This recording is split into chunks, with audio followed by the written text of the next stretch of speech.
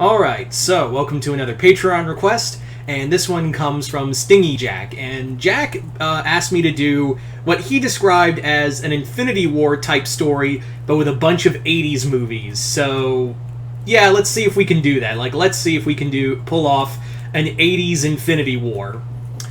So, the story starts out with Marty McFly, who is just at home, listening to his music, chilling out, and then, and for reference, this is in the nebulous timeline between 1 and 2 of Back to the Future. In comes the DeLorean, just running out, just blasting out in front of his yard, and Marty's like, "Oh shit!" Doc, he runs down "Doc, what's going on?" And Marty's like, "Marty, you ain't gonna believe this, but you're in for some serious shit." He gets out, and he introduces a person he brought back from the future. This person is John Connor. And John basically tells Marty that the future is really screwed. And he's like, when is it ever? When is it ever, not screwed up? So what's the problem?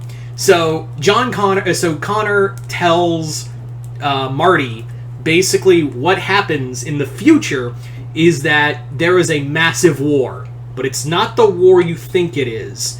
Basically, what Earth has become a battleground, basically become a battleground between the Xenomorphs and the Predators. Yep, the aliens and the Predators have brought their war to Earth. Basically, what happens is that in the next few weeks, essentially what's going to happen is that OCP is going to buy out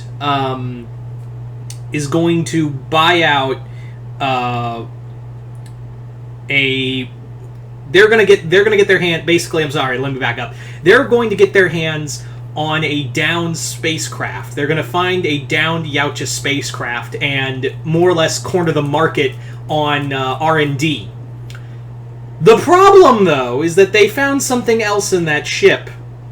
That being a queen in hibernation, a Xenomorph Queen in hibernation, and they started to use to try to manipulate xenomorphs into their weapons department.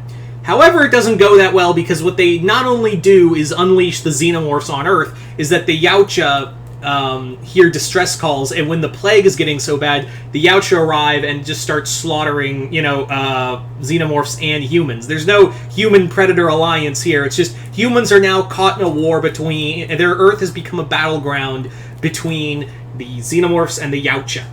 So to stop this is that, John basically tells Marty, we have to find, that ship and destroy it.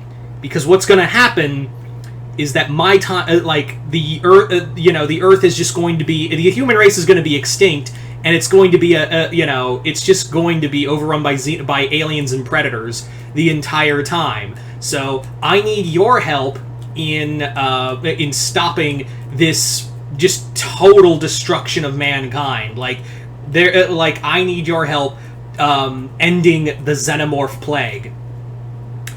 So that's where we are in the story, is that the Xenomorph plague comes upon, the Xenomorph plague and the Yautja invasion is a thing that's going to be happening. And yeah, it's not the Terminators. Cyberdyne does play a part in this story, but I'll get to that in a moment. Basically, what happens is that Marty, John, and Doc Brown have to go to OCP and try to find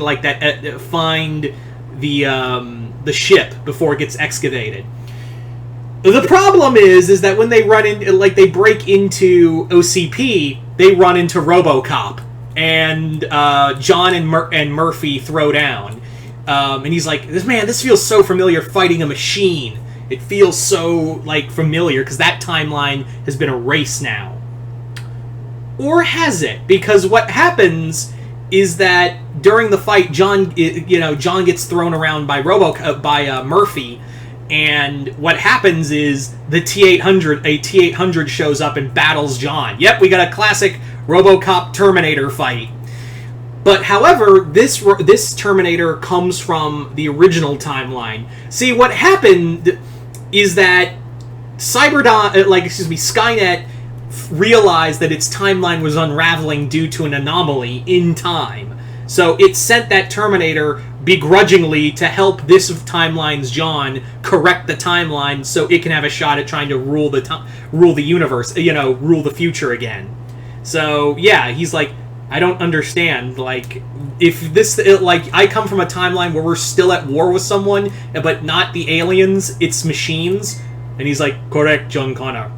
I cannot do that voice for the Schwarzenegger voice for the life of me. So now John is like, I'm basically damning. If I help you, then I'm basically damning the future either way.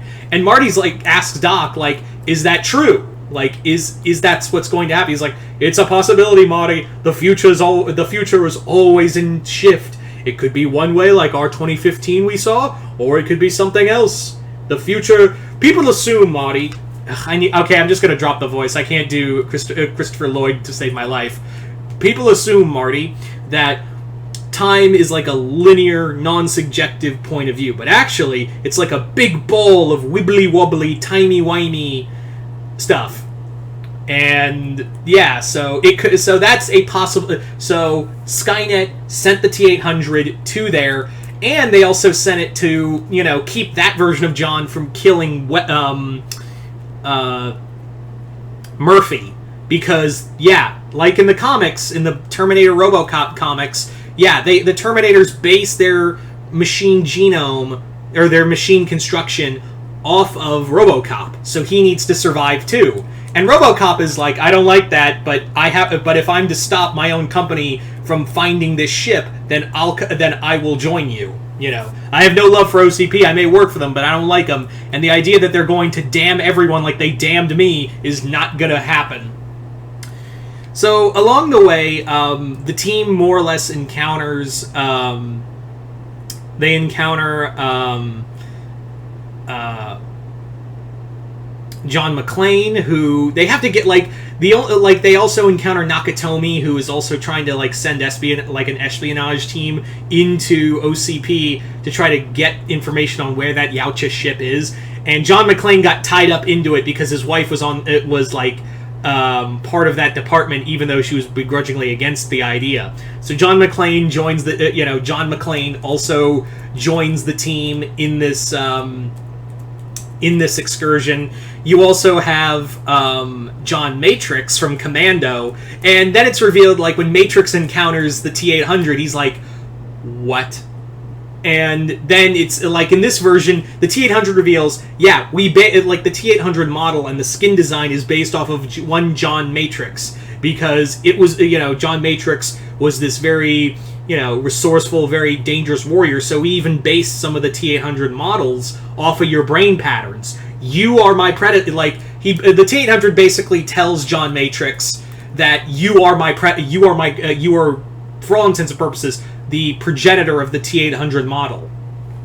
So, that just fucks with him. That just royally fucks with John. He also reveals that there was another person that we based the T-800 model off of, and that was Dutch Schaefer. So Dutch gets into this, and he's like, "Why do we look so alike?" He's like, It was the world, that's Dutch's whole thing is you're questioning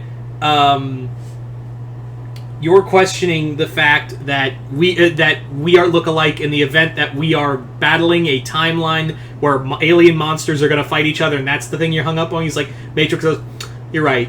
Never mind." So, yeah. As for others, they encounter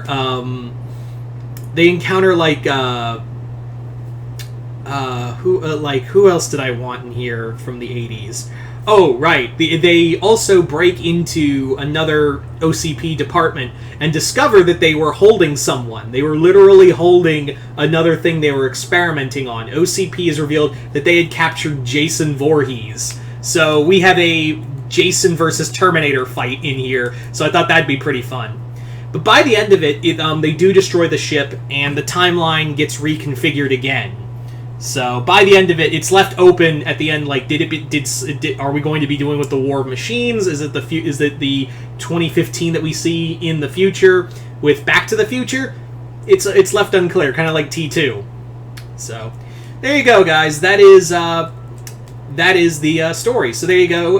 Once again, I'd like to thank Stingy Jack for this and his contributions for Patreon.